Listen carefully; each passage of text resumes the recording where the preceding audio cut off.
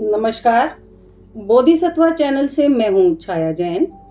Osho Jain tarot से आज हम जिस कार्ड की व्याख्या करने वाले हैं उसे समझने का प्रयास करते हैं। ये कार्ड है एबंडेंस अर्थात बहुतायत, सभी कुछ प्रचुर मात्रा में उपलब्ध हो जाना।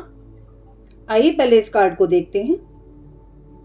ये एक व्यक्ति बड़े ही आरामदायक स्थिति में है, किसी नदी या सागर के किनारे पर यह बैठा है। इसके पीछे एक विस्तृत पर्वत श्रृंखला है और बीच में जीवन के रंगों को दर्शाता एक इंद्रधनुष भी है। सूर्य और चंद्रमा भी इसे उपलब्ध हुए हैं, तो हरी घास से सजी पृथ्वी भी लगता है ये व्यक्ति जीवन पुस्तक बुक ऑफ लाइफ पर बैठा है। इसके हाथ में कमल का फूल भी है जो आध्यात्मिकता को दर्शाता है और स्त्री पक्ष को भी कमल का फूल प्रतिपादित करता है। तो पहले विचारते हैं सूर्य और चंद्रमा की उपस्थिति को। सूर्य प्रतिनिधि है पौरुष ऊर्जा का, प्रमुख 3 नाड़ियों में से एक, दाई नाड़ी पिंगला का, यिन और यांग में से यांग का। चंद्रमा इड़ा नाड़ी का बाएं स्वर का प्रतिनिधित्व कर रहा है। चंद्रमा स्त्री पक्ष को प्रतिनिधित्व करता है और ये यिन का प्रतीक है। अर्थात जीवन में यिन और यांग, स्त्री और पुरुष दोनों ही ऊर्जाओं का संतुलन हो, तभी तीसरी नाड़ी सुषुम्ना में एक साधक जा सकता है।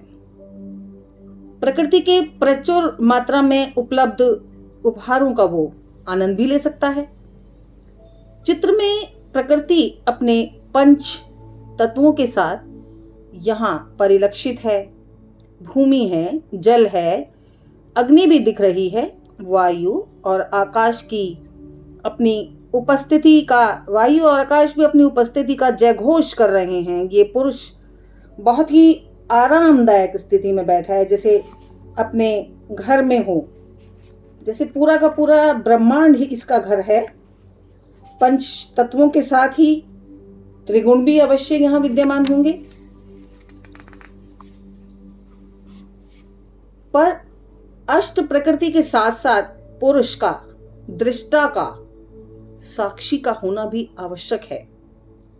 केवल भौतिक सुखों से सच्चे एबंडेंस का भाव नहीं आता। आत्मा का संतुष्ट होना भी परम आवश्यक है।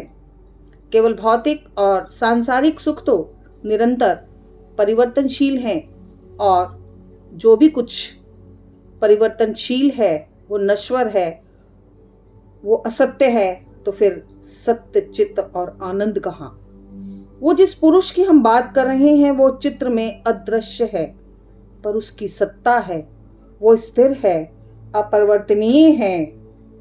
प्रकृति यिन है, पुरुष यांग, दोनों व्यक्त सृष्टि के प्रतिपादन के लिए पृथक हुए, अलग हुए, पर सच्ची खुशहाली के लिए, एबंडेंस के लिए व्यक्ति को इस अष्ट प्रकृति के पार जाना होगा, उस पुरुष से मिलना होगा, उसे ढूंढना होगा अपने ही भीतर। अतः इस कार्ड का संदेश यही है कि व्यक्ति जीवन में भौतिक पदार्थों के अति उपयोग के साथ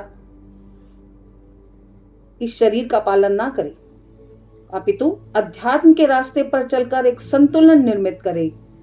4 पुरुषार्थ, धर्म, अर्थ, काम और मोक्ष, यही वास्तविक एबंडेंस है, यही बहुतायत है। दोनों में से एक की भी कमी या अधिक के एबंडेंस नहीं। धन्यवाद।